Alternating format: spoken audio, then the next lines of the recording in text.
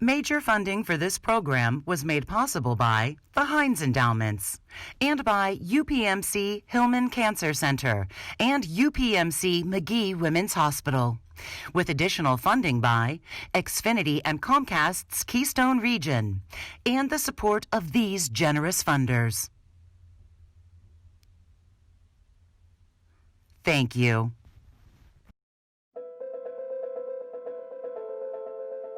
Across America, and right here in Pittsburgh, a disturbing trend is putting the future of African American girls at risk. It's called adultification. It's the perception that Black girls are more adult, more aggressive, and less in need of support and care than their white counterparts.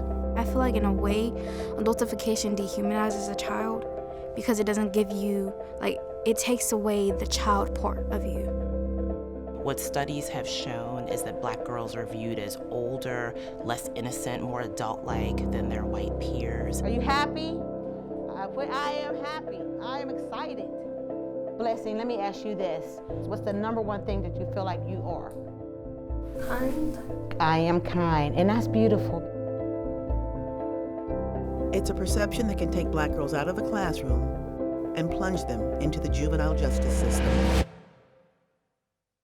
Our focus is really on understanding and disrupting the high rates of referrals of Black girls to juvenile justice. Join us as we explore the causes and the consequences and talk to the people who are fighting to change perceptions. When we see that these statistics are showing racial inequities and they're showing disproportionate negative impacts on children of color, on Black children, what do we do about it? And give Black girls the childhoods they deserve. And just imagine if the barriers that are often put in front of them were not there and they were just able to thrive with the support of the adults that are supposed to be protecting them, how much more amazing they could be.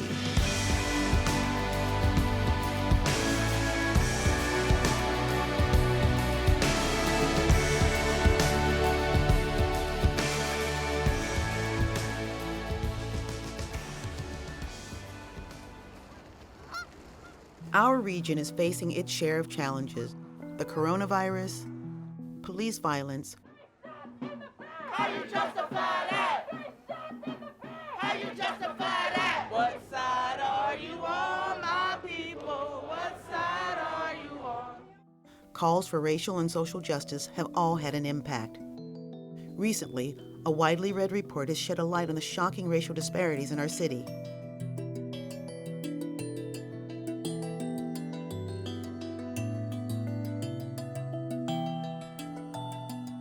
And the devastating long-term effects racism and poverty have on the lives of African American women and girls. Dr. Jamelia Blake is a professor of educational psychology at Texas A&M.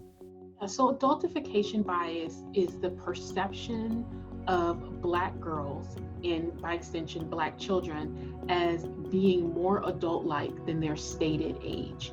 When you see this child, you see this child as an adult or being older, and so you expect them to know more. You don't believe that they're innocent. You hold them as being more culpable for any kind of misdeeds or actions.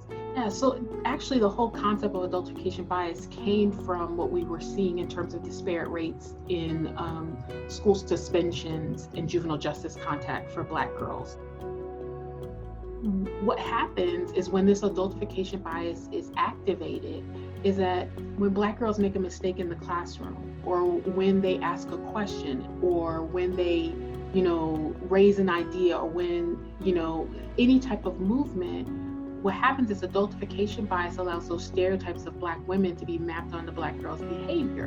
And that's where you get this overly punitive response to what's really benign and even developmentally appropriate and normal behavior.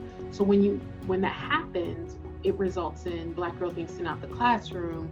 That escalates to suspensions, right? And this starts to create this cycle. I feel like in a way, adultification dehumanizes a child because it doesn't give you, it takes away the child part of you. But for Black girls, our stereotypes are different, right? And that has to do with racism and sexism. So the over-policing, the surveillance, the over-suspension has to do with the perception of Black women and Black girls as being aggressive. The hypersexualization of Black women and girls, all of those things contribute to adultification bias. But like they would look at me as like I'm older and hold me to a certain expectation. But a white girl or someone of a different ethnicity could be wearing the same exact outfit but with a different build, and it's normalized on them. It does not mean that young woman is trying to portray herself in a sexualized manner. She's just wearing clothing, right? And so this is something that as our society and our communities, this is the beauty of this kind of research, in my opinion, because it's forcing us to have conversations that we've not had to have conversations before about. Pittsburgh civil rights attorney Thena Robinson-Mock also sees the dangers of adultification bias. So the criminalization of students of color and Black students is the process by which young people are entering school environments, and they are being met with an environment that unfairly punishes them, that stigmatizes them. Black girls absolutely suffer disproportionately from criminalization and adultification. And the way that manifests from day to day is that it's perceive that Black girls are worthy of less protection, that they don't need to be comforted, that they are more adult-like in their behaviors, and they're not given the benefit of doubt of childhood.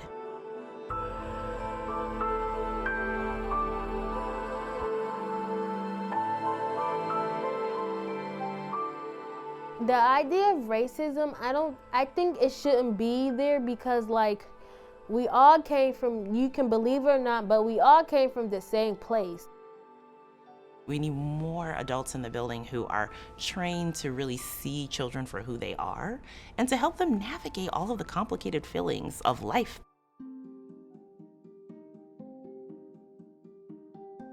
A school is a microcosm of a community. And so if we are finding that, for instance, families are having a hard time with making ends meet, generally, or if Black families are struggling, if health indicators are low, that's going to, I think, play into everything from racial bias to how we're looking at young people inside of schools.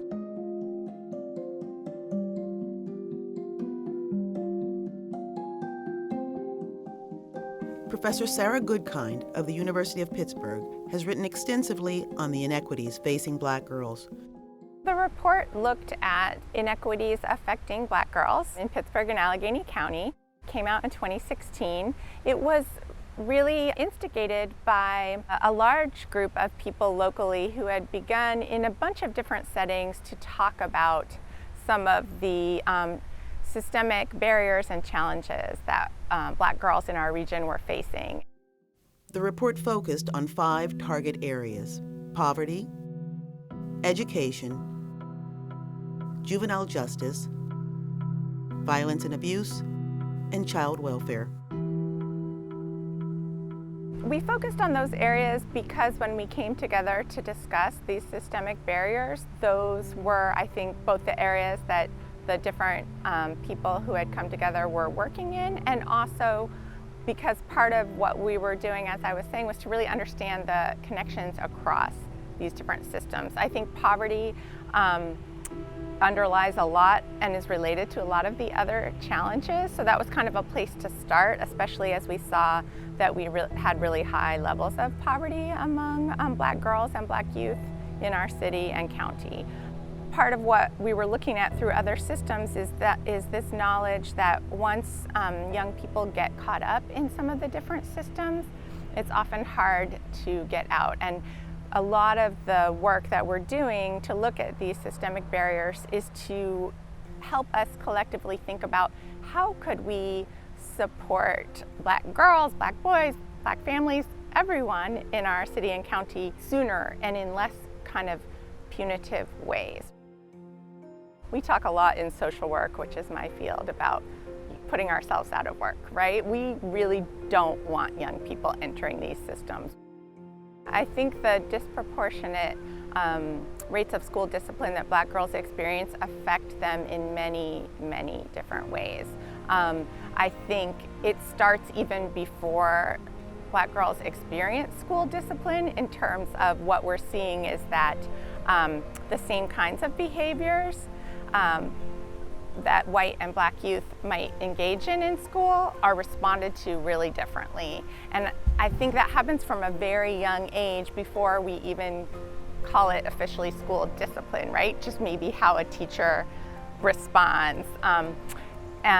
And who's encouraged to speak up and speak out and share their experiences and their opinions in the classrooms. Obviously, I'm not an expert on what it's like to be a Black girl in school, but the research shows us that that from a very young age, these experiences accumulate, and even when some are small and some are bigger, that then students learn that, you know, what they have to say is not important, right? If they are silenced when they are excited in class and speak up and try to contribute. I would like for things to be a little bit different, a little bit less harsh. You know, I understand school is school, and they're like, oh, well, this could distract this student, and this could distract this student. I'm just personally like, I think that's absurd. I think that's very uncalled for.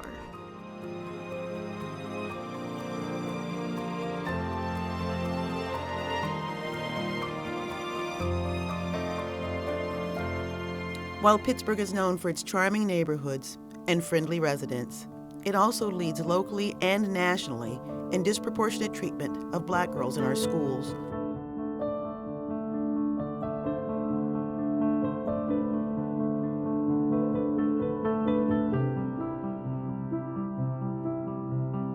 Pittsburgh Public Schools are the largest of 43 school districts in Allegheny County and second largest in Pennsylvania. Angela Alley is the school district's Executive Director of Equity. The Equity Office was created out of a complaint filed by the advocates for African American students against the district, citing racial discrimination that led to glaring racial disparities between Black and white students.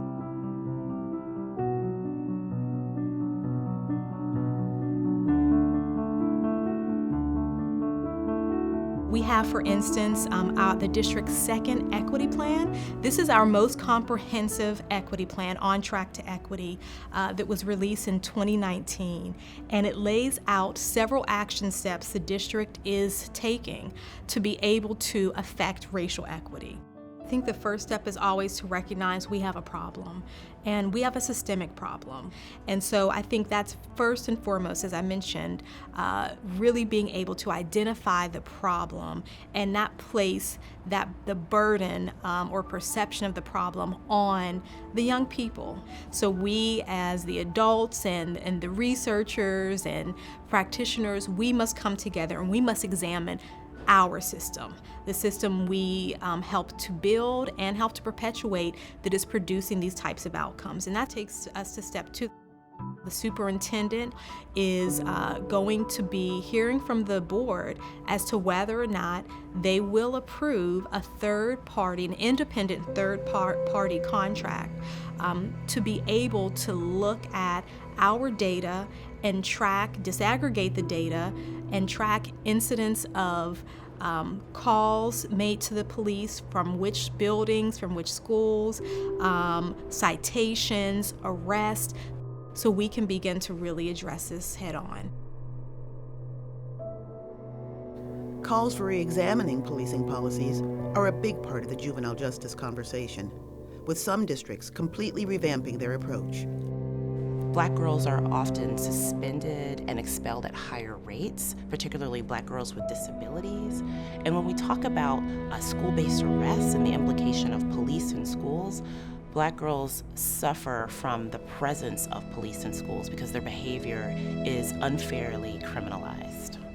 And while we know that we want to keep students safe, absolutely, what's happened is that police presence has been disproportionately placed inside of schools. At Amachi, Pittsburgh, Maria Searcy leads a group of girls on a morning filled with affirmation and positivity. Whatever you have in your head, whatever you know that you are, whatever you feel that you are and whatever you feel you can be. I want you to just go up to your post, it doesn't matter which one you go to, and start writing, I am. I'm working with families, Amachi families, to basically empower young minds and strengthen the families. So I became an advocate at the local and state level within 3 years of my children's elementary school education. But the understanding of adultification began a long time ago. Just seeing our children in school systems where there's push-out, where there's disparate treatment. You know, what we want to say is, well, they're adultified at home. So there are kids who are, you know, have responsibilities at home that look like adults, taking care of younger children and you know, and cooking and being at home by themselves, but not understanding what perpetuates that. What perpetuates that, and I know for certain that it's racism and poverty.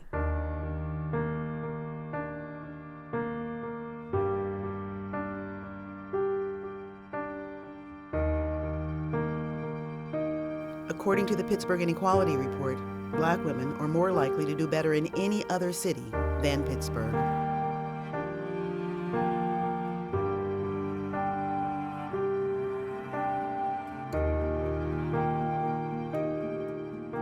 We can't have people who adultify our children, who don't like our children, and can't identify with our children, making unilateral decisions for our children. It's not working. Anna Hollis is the executive director of Amachi Pittsburgh. So our goal is really to make sure kids have a fighting chance. You know, I mean, these are children who have so many odds stacked against them from community schools and, you know, just systemic oppression overall in society.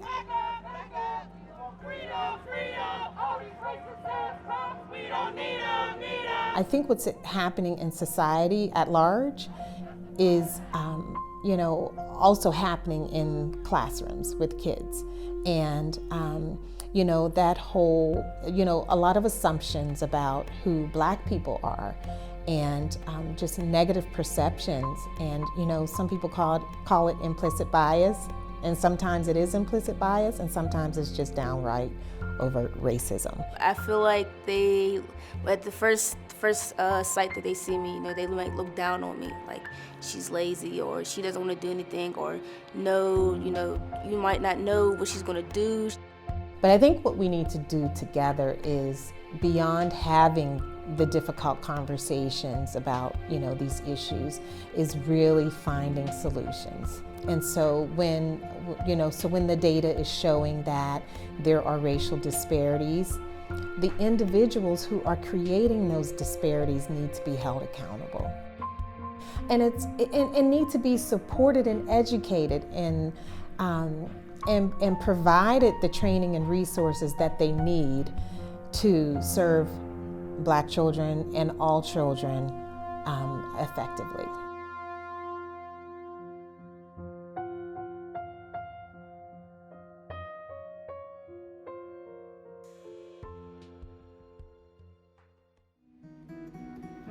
If you invest in girls now, you're definitely investing in the future.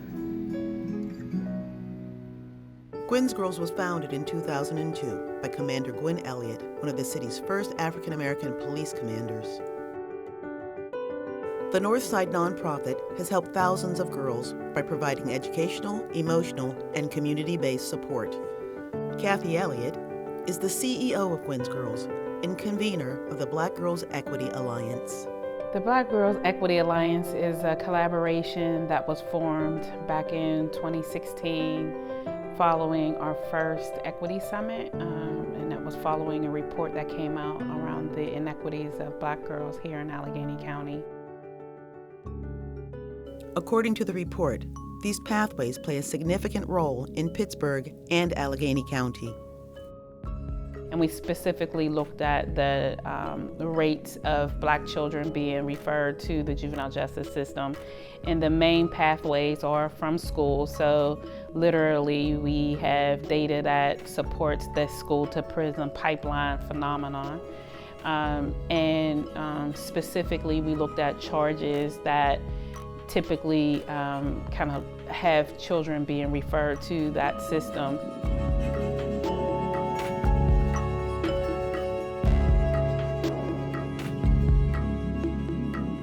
The other way is through fines and citations, summary citations, and usually those come from either the police or the magistrate. We can see some of the same things that happen in other school districts that our children do. They end up in the juvenile justice system or referred to the police, where teachers call the police.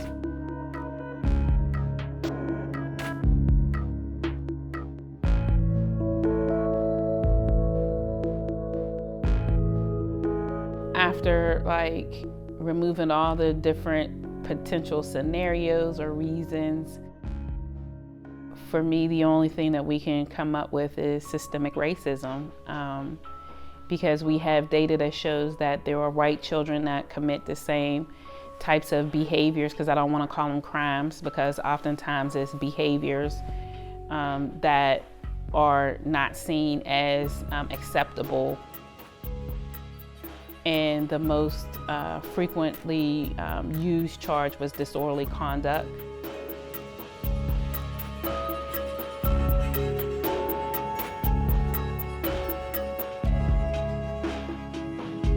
I don't think that all referrals to law enforcement or to the juvenile justice system is done out of maliciousness, or oftentimes it is, people concerned, teachers or administrators feeling that they want to get them help.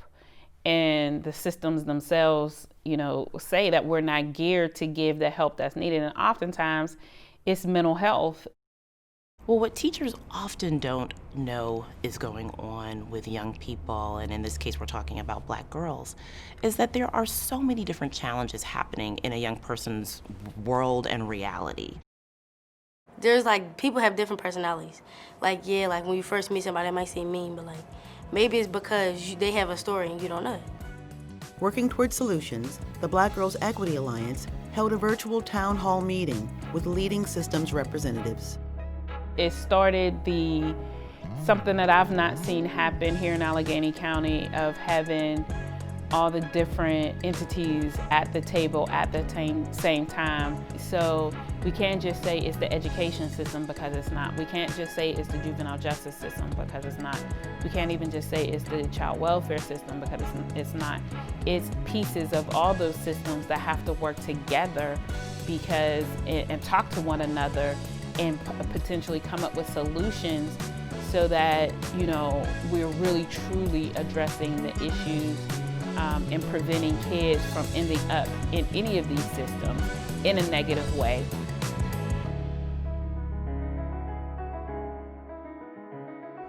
Everyone, start your engines! It's a fun evening at home for Sylvia, Sammy, and Sierra. But at UPMC Children's Hospital, it's a different kind of adventure. So my name is Sylvia Wusuwansa. I am a pediatrician, a pediatric emergency medicine physician, an EMS physician, and currently Associate Vice Chair of Diversity, Equity, and Inclusion at UPMC Children's Hospital, and a mom of two beautiful girls. Sierra is a very creative human being and uses her left brain more. Sammy is very active, rambunctious 4-year-old. What do you think of when you hear the word adultification? Right off the bat, I think of growing up too early. As a pediatrician, I think of a kid just needing to be a kid. It's easy to see it for yourself. It's harder to see it for your children, and you almost don't want to because it's so painful. I'll give you another example, again with the little one, which really shocked me, was we were sitting out in our backyard just talking, and out of nowhere she burst, "I don't want to be a Black girl." And several emotions just shot through my brain, my heart, because I never imagined that would come out of her lips, or what would give her reason to that, especially in the household that she's grown up in. And so that that enlightened me a lot, to say that me, myself, I have a lot of learning to do as to where our girls are and what they're being exposed to and how they're being envisioned. You know, the thing that I always say is people need to understand that our Black girls, you know, are first and foremost, they're human. You know, nothing less than human beings. And why not have them reach their potential? Because they are capable of changing this world. So how do we challenge adultification and its negative outcomes? I think a lot of that work needs to start with ourselves. So when I was saying before that each of us needs to listen and learn and come back and reflect on what we're doing and ways that we might be unintentionally reinforcing racist practices, that's a start. What makes young people feel safe are building powerful relationships with adults in the building, knowing that they can show up to a school where they are seen and heard and valued. So what I want for children's future is for them to understand that they are perfectly made in God's image, that they have gifts and talents to succeed and be anything they want to be. And just imagine if the barriers that are often put in front of them were not there and they were just able to thrive with the support of the adults that are supposed to be protecting them, how much more amazing they could be. Years of entrenched systems won't change overnight, but it's a future all Black girls deserve. And I would like for people to understand that we are not a threat. Okay, we're normal girls, okay? Like, I would like for people to understand the importance of our hair, our culture, our heritage, like our skin color. Just understand us. Like, I would like for people to just understand who we are. And I think that would make a difference.